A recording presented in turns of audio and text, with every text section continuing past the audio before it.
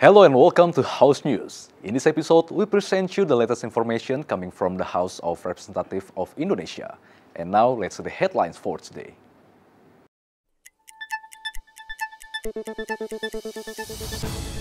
Commission 2 asked all counterparts to prioritize national programs and initiatives, directly improving public services and addressing community needs.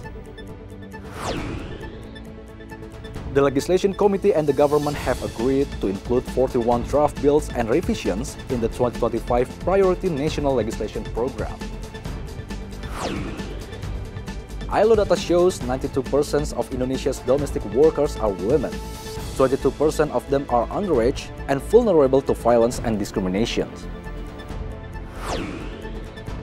Vice Speaker of the House supports the People's School program as a way to expand equal access to quality education for all children. Indonesian chicken porridge or bubur ayam has earned the title of Asia's Best Porridge in Taste Atlas 2025 rankings.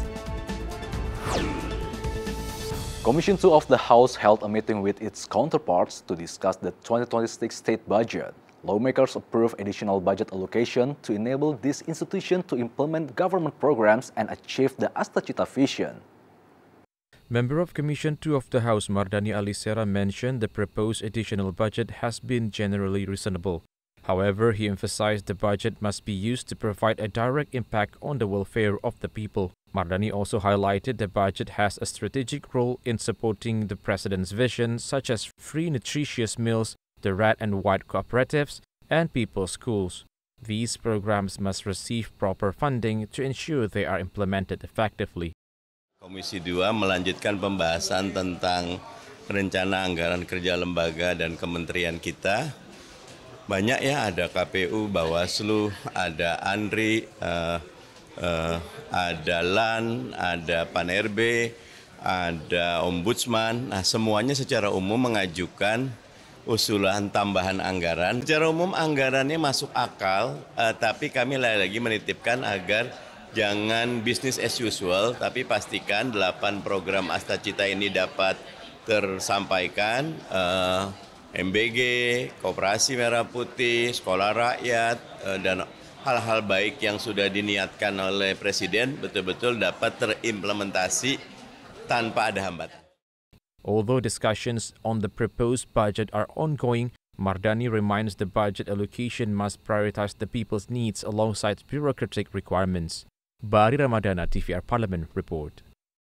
The Legislation Committee has revised the 2025 Priority Legislative Program and evaluated the progress of discussion on bills included in the priority list. Many important tasks remain, requiring the House to act promptly to meet the demand of the Priority Legislation Program. Member of the Legislation Committee, Lydia Hanifa, explained evaluating the National Legislation Program or Prolegnas is important to ensure legislative productivity runs optimally in 2025. This conditions highlights the challenges in completing the set legislative targets. The evaluation also serves as the basis to determine whether a bill can be completed within the current year or should be moved to the following year's Prolegnas. Beyond evaluation, it is important for the House and the government to improve the quality of the legislative process by opening spaces for public participation, ensuring every enacted bill addresses the needs of the people. Evaluasi terhadap Prolegnas prioritas tahun 2025 tidak sedang membahas 2024, tidak sedang membahas 2026. Jadi yang sedang dibahas adalah apakah rancangan undang-undang yang sedang dibahas di tahun 2025 yang masuk dalam prolegnas prioritas itu bisa berjalan dengan baik. Ditambah kemudian ada usulan untuk memasukkan beberapa rancangan undang-undang yang diantaranya menjadi tuntutan dari masyarakat, juga ada yang memang sudah masuk dalam long list, yaitu rancangan undang-undang tentang perampasan aset. Through this evaluation, Lydia hopes all bills in the 2025 Priority Prolegnas can be completed on time. As a result, the legislative function will be more effective and responds to the needs and aspirations of the people. TVR Parlemen team report.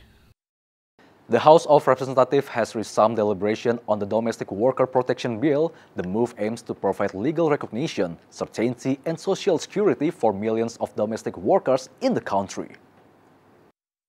Member of the Legislation Committee Hindun Anissa said legislation committee aims to fill the gap in regulations that have left domestic workers unprotected. The draft law on domestic worker protection is expected to provide security for workers and employers. Hindun Anissa also emphasized protections for domestic workers should begin at the job offer stage, continue through agreements and placement, and provide legal certainty, particularly on wages and working hours. She believes the bill will also provide protection for employers. This can be done by requiring vocational training for domestic workers before they start their jobs. Such training is considered important to ensure employers receive skilled and qualified workers. Perlindungan bukan saat masa bekerja saja, tapi mulai sebelum bekerja bentuknya itu. Mulai dari pelatihan vokasi, juga bagaimana memberikan edukasi soal perjanjian kerja, apa sih yang perlu dilihat, tidak asal tanda tangan. Meanwhile, the Presidium of Indonesia Women Politician Caucus encourages the bill to recognize the rights and obligations of domestic workers, including house assistants, security staff, gardeners, and cooks. She believes state recognition of domestic workers will provide legal protection mechanism, including easier access to file reports when they become victims of violence or injustice. PRT yang menginap juga harus ada perlindungan, bagaimana jam kerjanya, karena kalau menginap kan udah agak abu-abu tuh. Jadi 24 jam atau setiap saat harus siap kayak gitu. Itu yang hal-hal yang perlu diatur, dan ini juga memberikan perlindungan bagi pemberi kerja juga. Jadi lingkup pekerjaannya jelas. Hilman Endomi, TVR Parlemen, report. After the break, we have more updates from the People's School program, only on House News.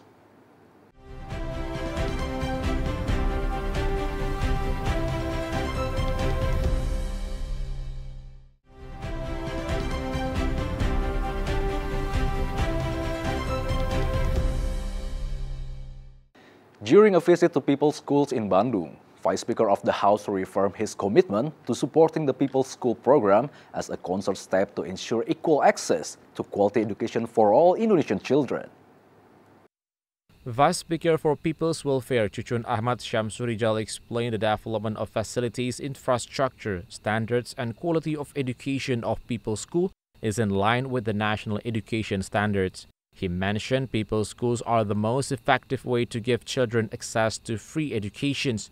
Cucun reported with half of the 200 targeted schools now running in different parts of the country. Selama ini bersama-sama Pak Menteri terus mengevaluasi sudah sejauh mana visi Pak Presiden terkait keadilan dalam pendidikan ini. Tidak ada lagi untuk memutus mata rantai kemiskinan dengan hadirnya sekolah rakyat ini. Ini adalah pilihan terbaik yang didukung oleh seluruh rumah sakit Indonesia. Saya juga sendiri kebetulan di dapil saya ini akan mensupport apa yang menjadi kebutuhan di sekolah rakyat ini. Ya, terutama Pak Prabowo kan menginginkan nanti di tahun 2026 ini bisa tercapai berapa ratus Pak? 200. Sampai 200 titik. Ini baru 100 titik udah luar biasa. Kami DPR juga sangat mendukung sekali dan kita sangat bangga dengan hadirnya sekolah rakyat ini. Semua tidak ada lagi anak bangsa yang tidak mengenyam pendidikan. Furthermore, Cucun is optimistic the Golden Indonesia 2045 vision can be realized through the People's Schools program as it provides equal access to education for all children. The People's School program works to deliver equal opportunities in education for Indonesian children, focusing on those from poor and vulnerable families, along with training in character, nationalism, and practical skills. From West Java, Bani, TVR Parlemen report. Recent data indicates fuel and electricity subsidies have been consumed by wealthy households. In response, Commission 12 requests the improvement of receiving data to ensure that assistance is effectively directed to the people in need. Vice Chairperson of Commission 12 of the House Bambang Haryadi said fuel distribution is still often misallocated, especially around mining and plantation areas. Therefore, he asked the government to conduct an immediate census by name and address to clearly capture the actual situations. Di BBM ini masih banyak tidak tepat sasaran, baik BBM maupun PLN kan.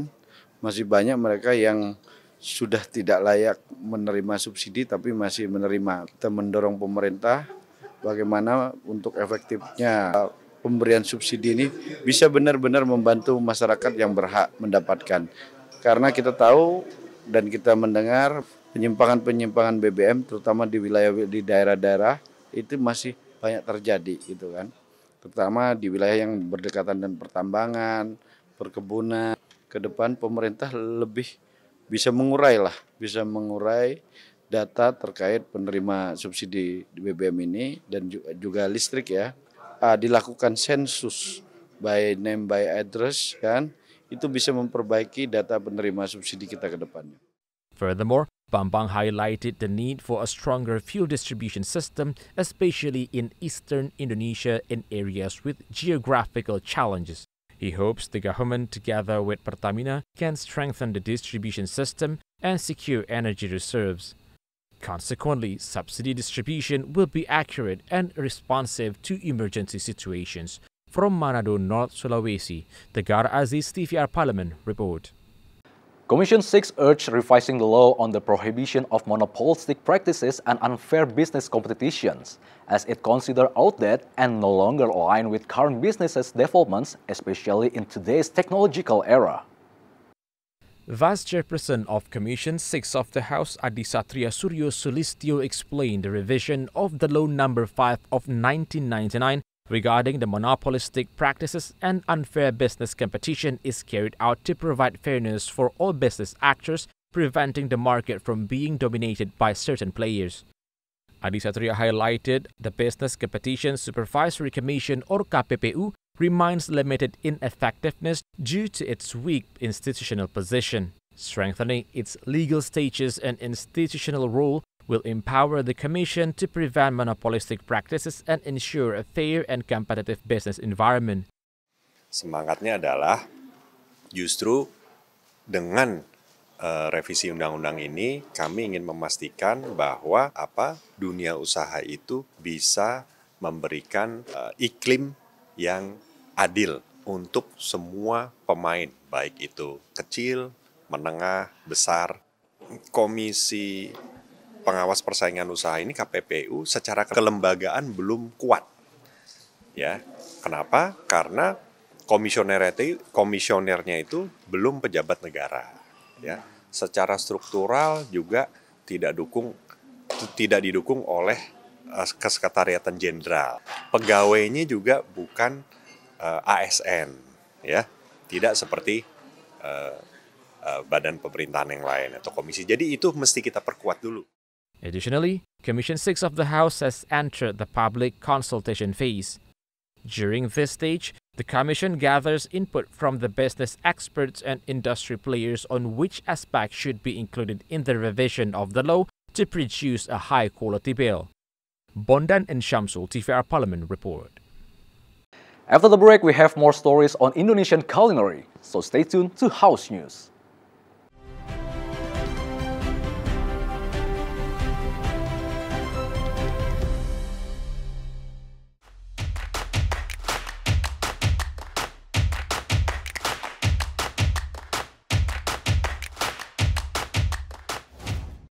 Indonesian chicken kanji or bubur ayam has been named Asia's best porridge in the Taste Atlas 2025 rankings.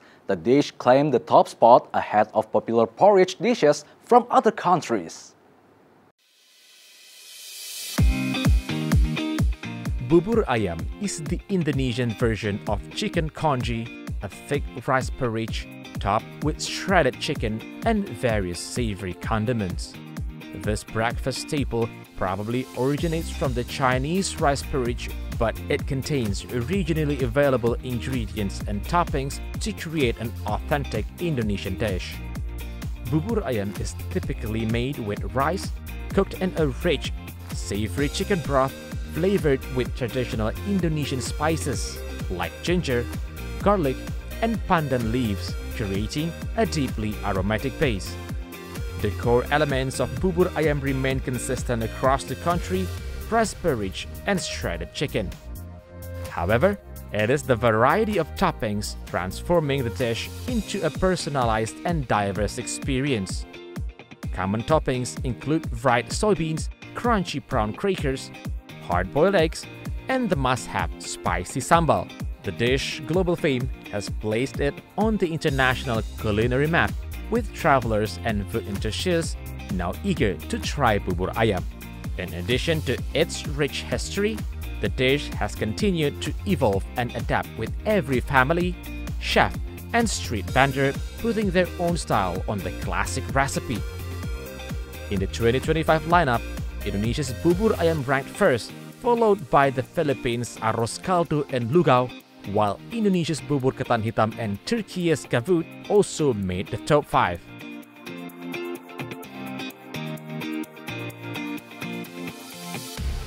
More and more cafes now celebrate local culture with unique interiors, decorations, and menus inspired by Indonesia's rich heritage. These cafes offer more than just coffee. The cafe trend in Indonesia never seems to end. In the past, cafes were usually modern and minimalist. Now, many cafes highlight local culture as their main attraction, from the interior and decorations to the menu. Everything is designed to give visitors a coffee experience with stories about Indonesian's traditions. One place to try is Kopi Resto and Batik in Garut. This cafe combines a vintage atmosphere with local batik patterns. Visitors can enjoy coffee in a setting full of cultural values with building design like traditional houses. Another option is Joglo Cafe in Tasikmalaya. It offers comfort with a Joglo-style building and green garden areas. It is perfect for those who want a quiet from the busy city life. In Jakarta, the variety of local themed cafes is growing. Kawisari Cafe and Eatery in Menteng provides a classic atmosphere with antique items and traditional ornaments. Stepping inside feels like going back in time, yet it is still comfortable for hanging out or working. These culture-themed cafes give more than a unique culinary experience. They are also a creative way to preserve local identity in the age of globalization. Drinking coffee becomes more meaningful as every corner of the cafe tells a story about traditions worth celebrating.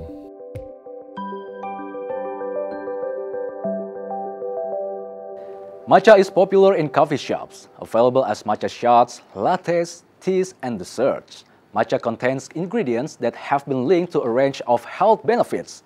And here are possible health benefits and advantages of consuming matcha. It has a distinctive green color and numerous health benefits. Matcha has attracted not only tea lovers but also healthy lifestyle enthusiasts and culinary fans. This Japanese green tea powder has potential benefits for health, making it increasingly popular worldwide. Matcha helps combat oxidative stress as it contains catechins. It supports DNA repair and protects collagen and elastin, essential proteins that maintain skin's elasticity and firmness.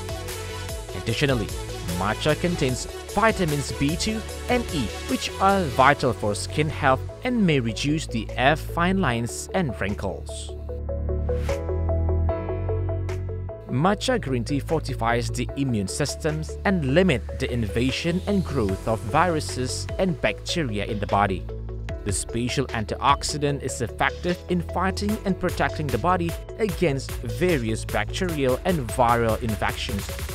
Matcha also binds cells in the body and inhibits the growth of microorganisms causing disease, including influenza virus, hepatitis virus, and the bacteria that causes sore throat. Several studies also suggest that matcha can be beneficial for women during menstruation. Its natural anti-inflammatory compounds may help reduce bloating and menstrual pain, while the relaxing effects of L-theanine can help stabilize mood swings that often occur during this period. No wonder many women choose matcha as a daily beverage alternative. Despite its potential health benefits, it's best to consume matcha in moderation. Matcha contains caffeine.